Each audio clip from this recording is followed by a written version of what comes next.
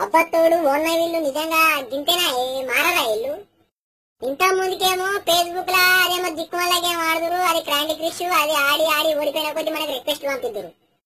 వాళ్ళకు పని లేక మను లేక వాళ్ళు గేమ్ ఆడుకుంటా మనకు తిప్పలు పెడితే నేను ఉర్రి ఉర్రి ఉర్రి ఉర్రి బంద్ చేపించిన. మళ్ళా మళ్ళా కొత్త భాగవతం మోపు చేసిరేమే ఎందుకు రాత్రికి 12 కొట్టగా. అరే ఇప్పుడే కన్నంటుకుంది నేమో మళ్ళా వాట్సాప్ లో తక్కువని మెసేజ్ వచ్చింది.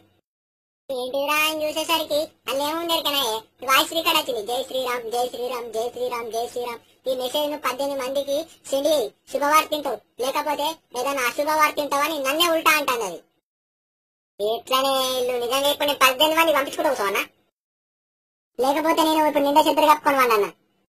అట్లా కాదే మీకు అంత సోషల్ నెట్వర్క్ మీద మీకు నలుగురికి మంచి చేయాలని మీలో ఉంటే మీరు నలుగురికి ఆకలైన వాళ్ళకి అన్నం పెట్టుర్రి, ఏం లేని వాళ్ళు అనాథలకు అన్నం పెట్టుర్రి, పైసలు ఇవ్వరి, బట్టలు ఇవ్వరి, ఎన్నో చేయొచ్చు చేయాలనుకుంటే. లేకపోతే సపరేట్ చేతులు కట్టుకొని నిలుచుడు చూడుర్రి. ఇది ఏంటి ఎవరికి లాభమే ఇట్లా పంపిస్తే ఎవరికి లాభం ఎవరికి నష్టం? మీకు దేవుడు కనిపిస్తాడు ఎట్లా అని చెప్పి నేను ఇట్లా మాట్లాడితే మీకు కోపాలు వస్తాయి. మీరు చేసేది ఏమో గట్లుంటాయి, మీకు అప్పుడప్పుడు నెత్తిలా ముళ్ళు మెసులుతూ రావచ్చు. నిజంగా అన్న ఇట్లా చేస్తే అందరికి పంపిర్రే. ఇది వీళ్ళకు మంచి మాట చెప్తే వినరే ఇల్లు. ఇన్ని రోజులు ఏ బాధ లేకుండే మళ్ళా ఎవరు పుట్టిన మళ్ళా సురువు చేసిండు ఎవరు. అరే అవ ఎక్కడో బేకర్ కాదు మా పేరు. పొద్దుగాల లేస్తే దూతున్నదిరా భగవంతా అని వండుకుంటే ఆంజనేయం పేరు చెప్పి జై శ్రీరామ్ జై శ్రీరామ్ అట వాళ్ళకి పంపి ఇళ్ళకి పంపి. నీకు గంటగానం బట్టుంటే ఒక 4 ఫోన్లు కొనుక్కొని 4 సిమ్ములు వేసి 4 సిమ్ములలో నెట్ బ్యాలెన్స్ వేసి నిదానికి నువ్వే పంపించుకో. నిదానికి నీకే అన్ని శుభవార్తలు జరుగుతాయి. అప్పుడు నీకు రోగం తిరుగుతాయి. నీకు ఇట్లా చెప్తే అర్థం కాదు. అబద్ధమన్నా ఇల్లు ఇట్లా చెప్తున్నారు. నిజంగా అందరికి మొత్తం మందికి పంపిర్రే. అందరికి ప్రతి ఒక్కరికి జరిగే ఉంటది. మొత్తం మంది వినే ఉంటారు. నా రాక వచ్చిందంటే అందరు నాకు వచ్చిన మాటే.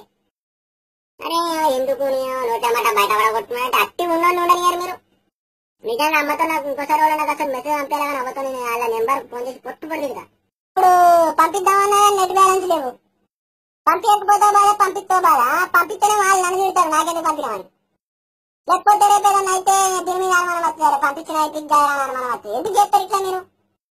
దేవుని పేరు చెప్పి అన్ని ఆటకాలు అబ్బతోడన్నా నాకు కాదు ఒకరికి పంపించాల్సి మెసేజ్ అయితే డెలీట్ చేసుకో. ఒక్కసారి చెప్తే అర్థం చేసుకోవాలి. ఎట్లా అన్నా